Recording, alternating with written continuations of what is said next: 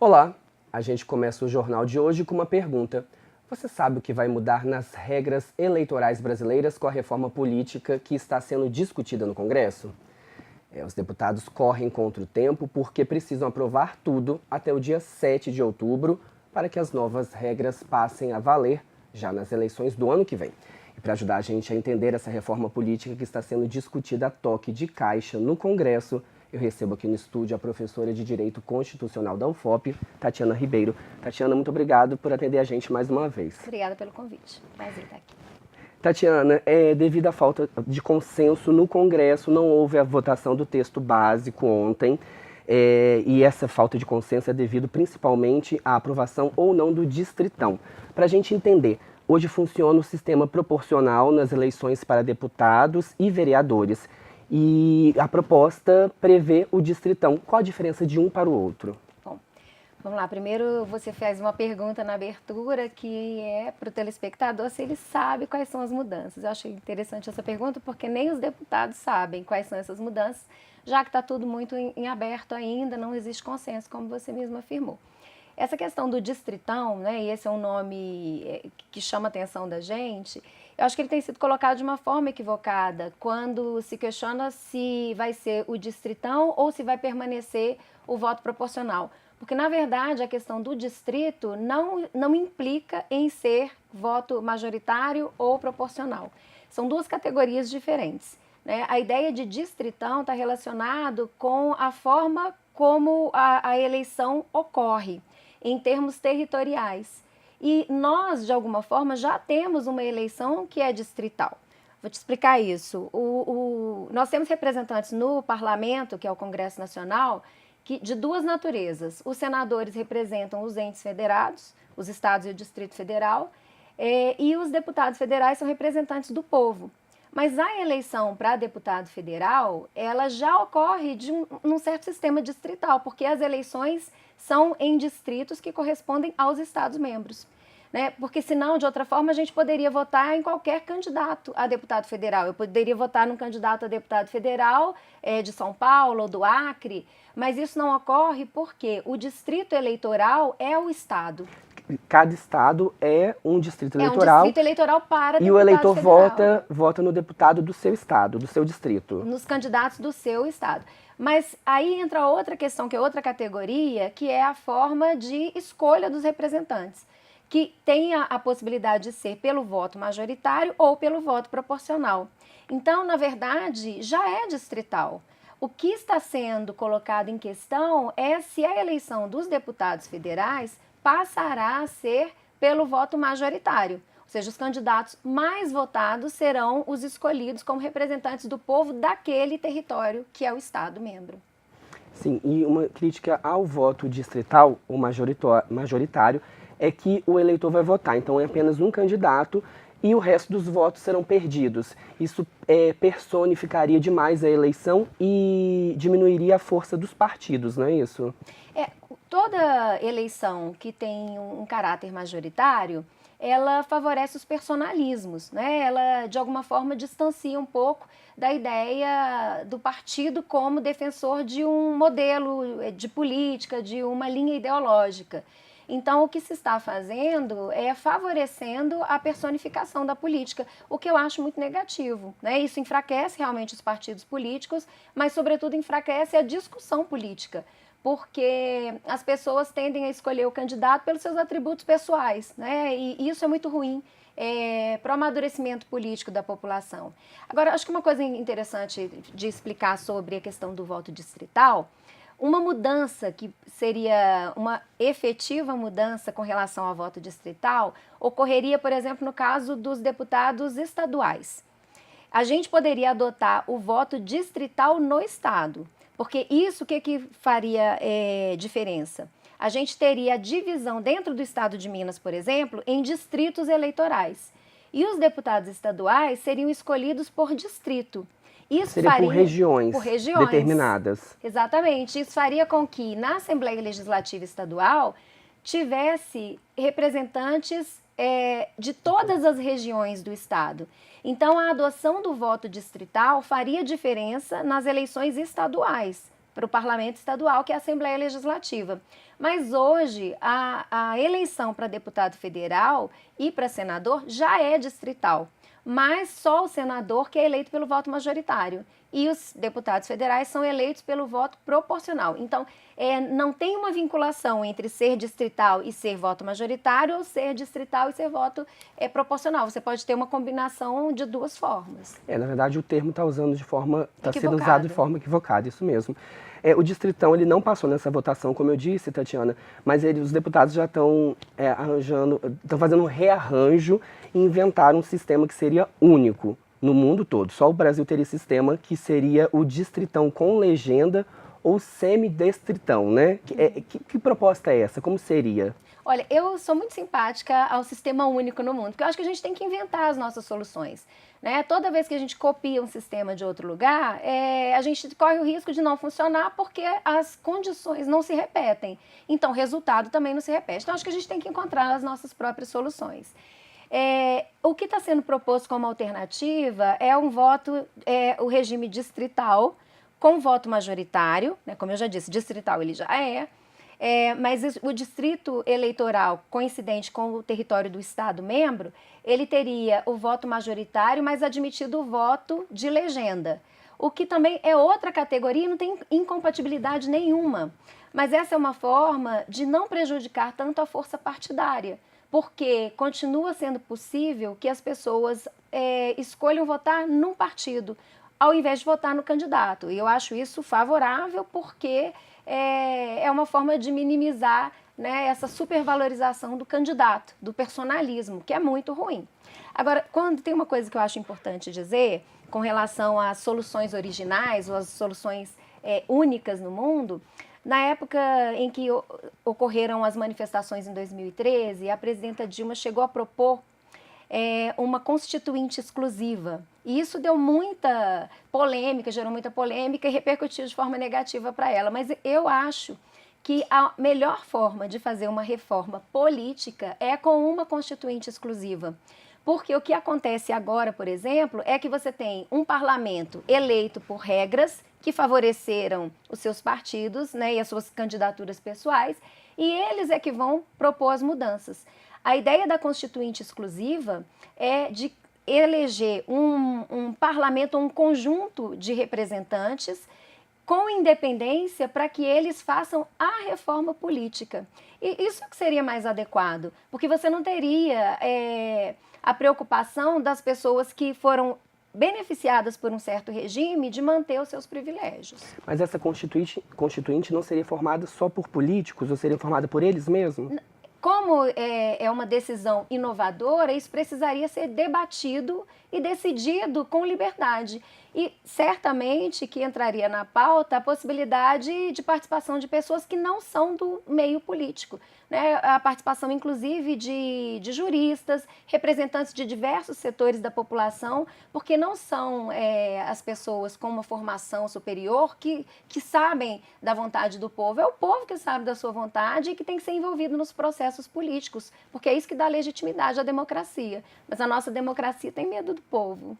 Sim, seria uma solução para essa reforma que parece mais querer preservar os direitos de quem já está lá e dar continuidade aos mandatos dos políticos que já estão lá dentro, né? Exatamente. O distritão ocasionaria isso, né? Mas, Tatiana, houve uma pressão fora do Congresso e o relator da proposta, deputado Vicente Cândido, do PT, ele deixou de lado e desistiu das doações ocultas, que seriam aquelas doações que poderiam ser feitas por qualquer pessoa, mas elas não seriam divulgadas, né, não seriam publicizadas. Outra proposta, porém, eles não desistiram, que é o fundo para financiar as campanhas políticas. Eles apenas deixaram ela de lado. Esse fundo viria do dinheiro público, não é isso? Isso. Bom, então são duas coisas diferentes. Vou pegar a primeira questão, que é a do financiamento oculto, né? Eu acho isso um escândalo, né? Que você tem a possibilidade de pessoas, e qual interesse as pessoas teriam em esconder a sua participação no processo político colaborando financeiramente, né? É claro que isso só pode ter algum interesse para preservar os benefícios pessoais obtidos com esse tipo de prática, né? Ou então o uso indevido de CPFs, de laranjas, para poder financiar as campanhas eleitorais. Então, essa é uma maneira vergonhosa de fazer uma reforma política. Ainda bem que o clamor, né, público prevaleceu neste caso. Com relação ao financiamento, já existe um financiamento público de campanha no Brasil, porque existe o fundo partidário, que é um recurso público. O que se propõe agora com essa reforma é que haja um outro fundo, que é chama Fundo de Financiamento da Democracia, que é a ideia de você ter, no ano anterior à eleição, a previsão de um recurso para as campanhas eleitorais. Isso seria um fortalecimento do financiamento público. Eu, particularmente, sou uma defensora do financiamento público de campanha. Eu entendo que a democracia fica comprometida quando você tem financiamento privado, porque você deixa uma dívida com os agentes políticos em relação a quem financiou suas campanhas. E isso faz com que eles não tenham autonomia na tomada de decisão. Eles ficam vinculados àqueles grupos, né, econômicos que financiaram suas campanhas. Então, eu sou uma defensora do financiamento público de campanha. O que se discutiu com relação a esse fundo é que a proposta trabalhava com um percentual fixo. Então, no ano eleitoral, no ano anterior às eleições, uma porcentagem da receita corrente líquida seria 0,5%. 0,5%. É muito dinheiro, né? Para o próximo ano seriam 3 bilhões e 600 milhões de reais. É muito dinheiro. É muito dinheiro. E uma coisa que foi discutida é que esse valor pode ser definido a cada ano em que ele precisa ser designado para financiar a eleição no ano seguinte. Então, com relação a isso, acho que foi uma decisão acertada. Mas o que a gente precisa pensar é como diminuir a influência do poder econômico sobre as eleições. Sim, mas o fundo partidário não seria a solução? Porque o fundo partidário, a previsão para o ano que vem é de quase 1 bilhão de reais. É mais que o suficiente, não? Eu não sou especialista nisso, não poderia te dizer, mas o que movimenta efetivamente a eleição e dá visibilidade aos candidatos e permite o acesso da população, né, a conhecer as propostas e quem são os candidatos, se queixam que esse recurso é um recurso irrisório, né, perto do que é movimentado numa campanha eleitoral. Mas porque talvez as campanhas estejam muito caras, elas são campanhas grandiosas hoje em dia, né? Concordo com você, né? As campanhas, elas não podem ser campanhas milionárias, porque isso favorece os candidatos a um personalismo, como eu venho dizendo, e o que se privilegia nas propagandas eleitorais são os atributos pessoais dos candidatos, e é isso que precisa ser mudado. É preciso haver um fortalecimento das propostas, né, das ideologias que movimentam os partidos, em detrimento dessas figuras, desses figurões que usam do dinheiro para projeção pessoal para obterem o mandato com a sua figura pessoal, né? Então, as eleições, elas precisam realmente ter um outro patamar, né? Diminuir esse patamar econômico. Esse poder econômico influenciando as eleições é muito negativo para a democracia. Sim, Tatiana, mudança na Constituição requer uma votação especial, né? Como que funciona essa votação? Quando a gente fala em reformas, significa que isso vai ser feito por meio de emenda à Constituição. Como a Constituição é a principal norma do nosso ordenamento jurídico, ela tem um grau de exigência maior para ser alterado.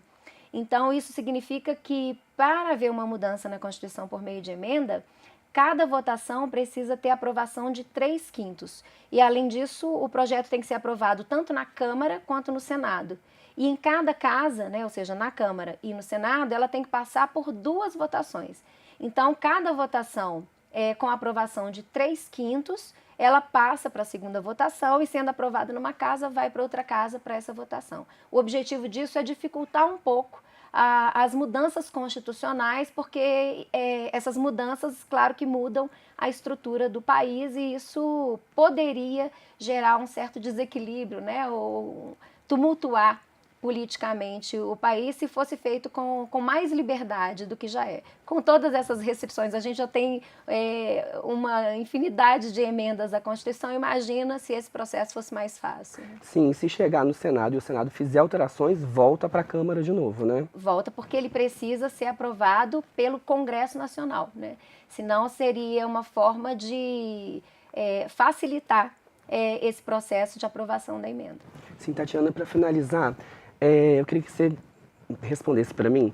O que acontece lá no Congresso parece muito distante da população. Essa discussão mesmo, parece que as pessoas...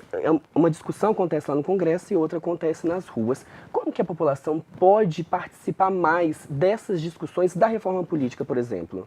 Olha, eu considero que a gente vive um problema de representatividade, porque as decisões que vêm ocorrendo no Congresso Nacional, elas não representam a vontade popular.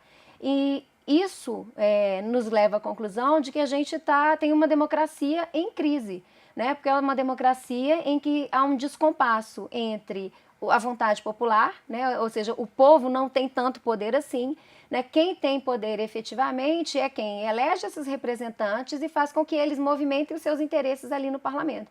Então, isso que você falou faz bastante sentido, há um distanciamento, né? O parlamento está lá tratando dos interesses do poder econômico, né? Das corporações que financiam essas campanhas, enquanto o povo assiste aos retrocessos e perdas de direitos que vem ocorrendo sistematicamente no país, né? E a despeito da opinião do povo, do interesse do povo, então parece que os representantes estão pouco interessados no que os seus representados querem que eles façam no parlamento. E isso é o que precisa ser mudado. Mas, sinceramente, com esses representantes que nós temos, eu tenho pouca esperança de que isso seja feito. Sim, mas uma forma de pressionar e-mails, redes sociais, ligar, abaixo-assinado, isso seria uma forma, não? Não tem funcionado, na minha opinião, né? Porque se tivesse funcionado, a gente não teria aprovação de tantas emendas prejudiciais ao povo, prejudiciais aos direitos, né, que a gente vem perdendo sistematicamente. Então, o que eu acho que a gente precisa pensar enquanto povo é como promover mudanças que façam com que a vontade popular realmente seja o que prevalece nas decisões políticas do país. Eu acho que a gente precisa construir uma solução nova, porque a gente pode espernear, faz manifestação, discute nas redes, questiona, e as coisas estão caminhando a despeito de tudo isso, como o poder econômico quer. Ok, Tatiana, muito obrigado mais uma vez pela sua participação e pelos esclarecimentos aqui no Plano Aberto. Estou à disposição. E a votação desse texto e de outras mudanças que ainda virão ficou para terça-feira da semana que vem. Ainda não há uma proposta finalizada. E essa entrevista na íntegra você confere no nosso canal na internet, no youtube.com/tvufop.